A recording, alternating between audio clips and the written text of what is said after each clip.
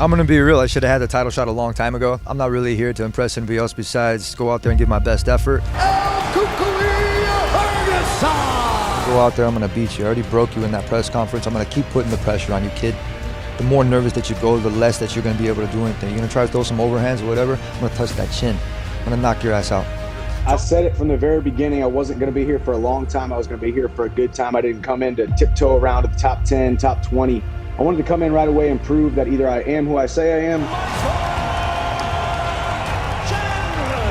Surprise, surprise! There's a new king in the lightweight division, so beat me if you can! Ladies and gentlemen, how about it? Michael Chandler!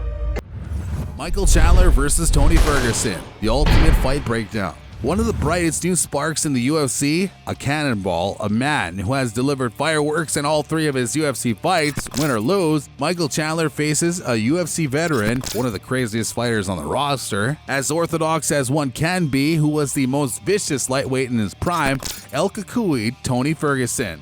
This fight is definitely a must-watch, and there's no way these men are going to deliver a snooze fest at UFC 274 on the same card that the title fight between Charles Oliveira and Justin Gaethje takes place. This is definitely a matchup to look forward to, so without further ado, we here at Athlete Central are here to tell you everything you need to know about it in this ultimate fight breakdown. Recent fights. You guys can skip to the attributes section if you want to see the breakdown. Let's start off with the recent signing from Bellator, Michael Chandler. He fought for the lightweight belt in Bellator in 2019, but ended up getting viciously knocked out in the first round against Patricio Pitbull. He was 7-1 in his last 8 prior to that fight, with the only loss coming due to doctor stoppage because of an ankle injury. His next fight was against current number 1 lightweight contender in Bellator, Sidney Outlaw. The fight only lasted 3 minutes. That's how long it took for Chandler to knock Outlaw out with a killer right cross.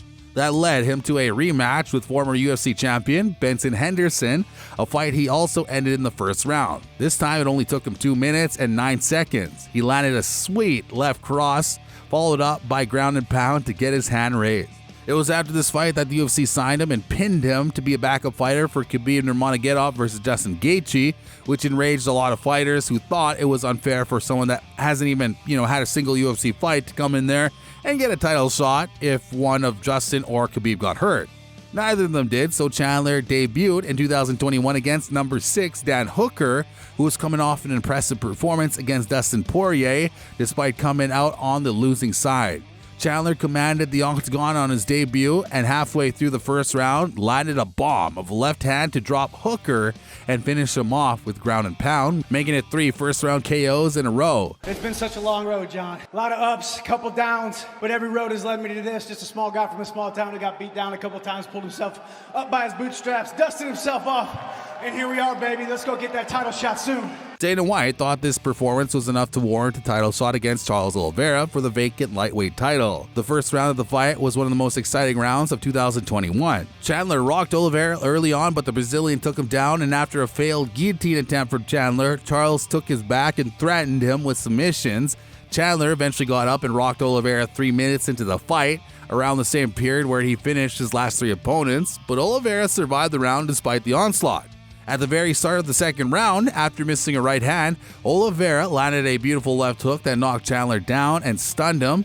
Charles smelled blood in the water and finished Chandler with 19 seconds of the second round. Chandler's last fight was his fight of the year against Justin Gaethje. Chandler actually got the better of Gaethje in the first round, winning it on 2 of the 3 judges' scorecards. Unfortunately for Iron Mike, Gaethje scored a knockdown in the second round that could even be scored as a 10-8. And lost the third round convincingly, giving Justin the title shot against Oliveira and leading him to this bout against Tony Ferguson. Speaking of Tony El Cucuy, he went on a 9-fight win streak that included names like Josh Thompson, Edson Barboza, and Rafael Dos Anjos before finally getting an interim title shot against Kevin Lee. Lee was actually winning the first round after landing a takedown and being on top for almost half of the round and landing twice the amount of strikes Tony was landing. In the second round, Tony stuffed a couple of takedowns and outstruck Lee by a small margin. El Cucuy proceeded to finish the fight in the third round with a brilliant triangle choke. How good does that sound? Whoa! Amazing! Yeah! It's been a long time, Tony. You've been on an unprecedented win streak, and with this submission, you're now the UFC interim lightweight champion. Give us your thoughts on how this fight played out. Was there anything that was surprising about it to you? Absolutely not. This went the exact way I wanted it to be. I wanted him to come at me, use all that aggression, leave no energy for that submission. He was wrongfully stripped of the interim title after tripping on a wire and tearing his ACL after his scheduled title fight against Khabib Nurmagomedov. After Tony recovered, he faced Anthony Pettis on the Khabib vs. McGregor card. Pettis hurt him early on, but Tony bounced back, putting the pressure on Pettis, overwhelming him with knees and elbows. The fight was stopped at the end of the second round because of Pettis' broken hand. His last victory came all the way back in 2019 against Cowboy Cerrone, who was on a 3-fight win streak. Tony outstruck him in both rounds of the fight, showing why he's top caliber, and the doctors stopped it at the end of the second because of Cowboy's eye. I mean, seriously, take a look at this picture of Tony's opponents after they fight him. Take a look. Unfortunately, his final 3 fights didn't add anything to that picture. After another fight with Khabib falling through, Tony faced Gaethje for the interim title at UFC 249. Destined dominated Ferguson from bell to bell, with the exception of the second round, where at the end, Tony landed a brilliant uppercut. If there was just a bit more time left for the end of that round, he might have even finished Gaethje. That wasn't the case, however, and Justin's onslaught made Herb Dean stop the action in the 5th round. His fight against Charles Oliveira was extremely sad to watch, much like the Gaethje fight and the Dariush fight that was to come. This time around, he wasn't dominated in the stand-up like against Gaethje. It was domination on the ground. Doe Bronx was taking him down at will. At one point, he got Tony in an arm bar so tight that it looked like his arm might have snapped at any second, but El Cucuy refused to tap and got saved by the bell. Typical El Cucuy. Charles was so good that night that there's an argument to be made for all those rounds being scored as 10-8. He then faced number 9, Beneil Dariush, and it was very similar to the Oliveira fight, albeit a tad bit less dominant. Dariush still had complete control, and at no point did Tony even seem threatening. Tony survived yet another nasty submission attempt when he locked in a deep knee bar that Ferguson didn't tap to. Dariush claims he heard the pop in Tony's knee, but El Cucuy has his nickname for a reason, and incredibly, he didn't tap. Nevertheless, he lost unanimous decision. Attributes: Tony's 38 years old, in the twilight of his career, while Chandler's 35 and probably still has a few years at the top. While if Tony does not win this fight, a 4-fight losing streak at this age is pretty hard to recover from. Chandler is 5'8", while Tony is 3 inches taller at 5'11". His reach is also longer, this time by 5 inches. It's 76 inches compared to Iron Mike's 71. Striking. With these statistics, there are a couple of factors to consider. Number 1, Chandler has only had 3 fights in the UFC, 2 of them being short ones, so this might not be a 100% accurate representation of his abilities. And number 2, Tony's last 3 performances have been very underwhelming, and these statistics that include numbers from his prime might also not be an accurate representation of his abilities. With that said, let's jump into the stats in terms of significant strikes landed per minute. Chandler sits at 5.17, Tony is almost identical at 5.15. The stats are down to 3.15 in the last 3 fights for Tony, which isn't that bad, but most of those came up in the stand-up war against Gaethje. In terms of striking accuracy, they're almost level. Chandler has a 46% and Tony has a 45% accuracy level that he has maintained even on his 3-fight skid. When it comes to defense though, Tony is way more well-versed. He only absorbs 3.78 significant strikes per minute compared to Chandler's 4.98, and he defends 59% of strikes compared to Chandler's 44%. Tony has maintained those numbers too on his losing streak. Really, the only change we've seen statistically is the strikes landed because Dariush and Oliveira were so dominant with their grappling.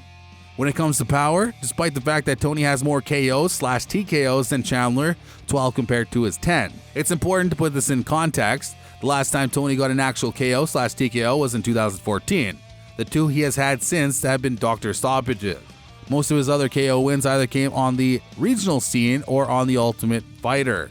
Chandler, in comparison, has scored knockouts in his last 3 wins and has shown his power in his 2 losses as well, especially against Oliveira in the title fight. Grappling. Let's take a look at the grappling. Chandler averages 1.73 takedowns per 15 minutes, which is 4 times more than Tony's 0.42.